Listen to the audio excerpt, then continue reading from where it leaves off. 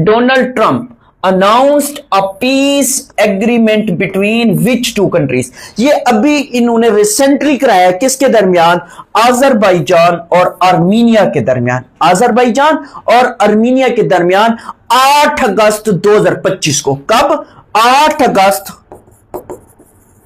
2025 को ये क्या ये इनके दरमियान एक एग्रीमेंट कराया, पीस एग्रीमेंट। या इसमें क्वेश्चन ये भी बन सकता है, इसको यूएस ब्रोकर्ड डील भी कहा जा सकता है। US brokered deal, US brokered deal. ये कहां हुई? वाशिंगटन डीसी में हुई। कहां हुई? वाशिंगटन डीसी में। तो वहां पे ये होती है। इसमें देखें, ये आपके अजरबैजान के क्या है? अजरबैजान के हेड हैं। और इस तरफ अगर बात करें तो ये आर्मीनिया के, ये आर्मीनिया के।